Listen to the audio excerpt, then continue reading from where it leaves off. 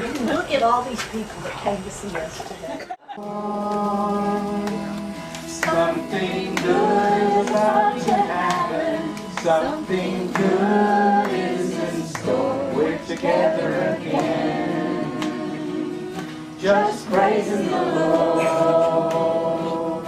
We're together again, just praising the Lord.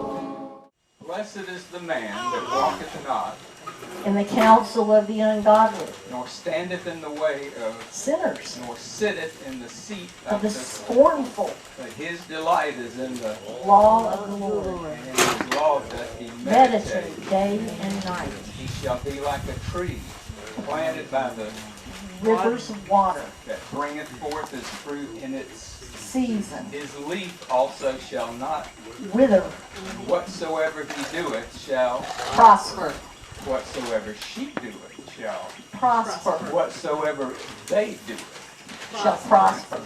I'm running out of you get the point.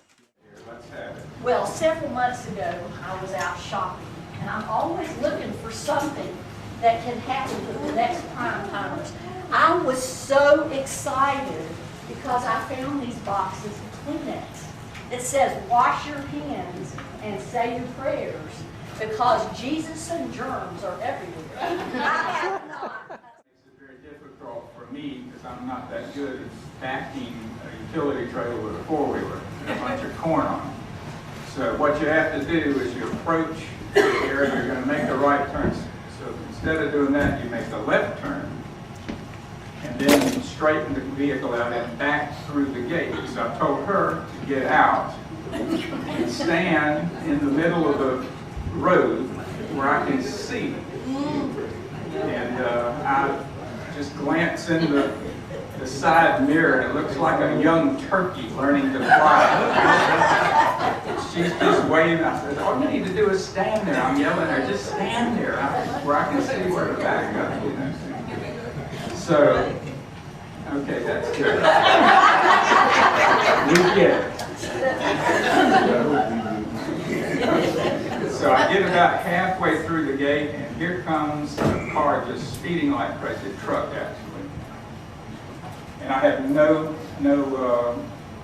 way to pull up again. I've got to either go back or nothing. So anyway, fortunately, I got off the road long enough for this truck to come by. And then what happened went from, like I said, a comedy routine to something real serious. So I'll let her pick up the story at that point. So there I was, he was just sober. So there I was standing behind him, and he was going to back through the gates. So I didn't want him to fall in the ditch on either side, so I'm back there like this.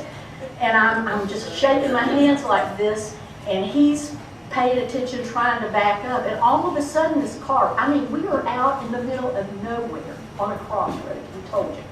All of a sudden, this lady stops her car, jumps out of the car, comes running over to me. I'm standing there, she's saying, are you being held up? Are you being held up?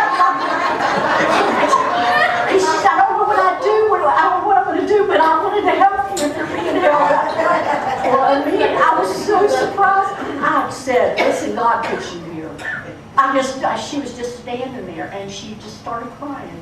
She said that she had just moved in the area, in the Stark area. Her son had been in an automobile accident, and she was coming through that way, did not know how to get to Gainesville, and didn't have enough gas money to get to Gainesville, didn't know where she was going.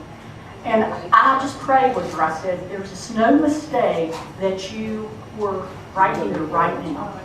So about that time, Mr. Rick walked up to her, gave her a $20 bill, and told her how to get to Gainesville.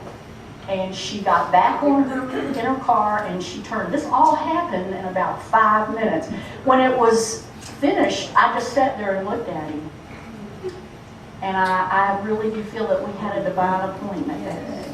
And like I say, it doesn't really matter if we will put ourselves, even when we're not expecting that God can use us, when we need to realize that whatever's happening, but that was just one of the most amazing stories. It was really something. Or did she say no? Confused, he calls her and asks, "Did you say yes or no to marrying me?" I said yes, and I'm glad you called because I couldn't remember who asked me. This is, you've heard of a meadowlark? Meadowlark. This is a gatorlark. Note the orange and blue feathers. This is recently returned from a taxidermist. He looks like it. He is not. He is a lark, aren't you, Bert?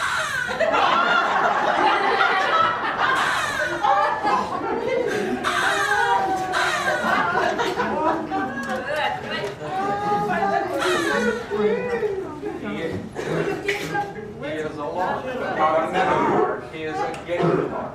If you walk out this door, when this meeting's over with, and say Interlarkin, this lark is going to chase you out the door and bite your ear. All right, simple word here. What is it? Rat. Rat. What? Like the rat ran after the cat. The cat ran after the rat. Except in Interlaken, you might have someone give directions. Tell the guy, go down Highway 20 and make a rat turn at the base. While Ricky's getting ready with the guitar, I just had a couple of thoughts. He gave me this. We were reading one of our devotion books. One of the devotion books, and it was talking about yesterday and today and tomorrow. And there's a couple of scriptures that probably all of us are very familiar with. That's not mine.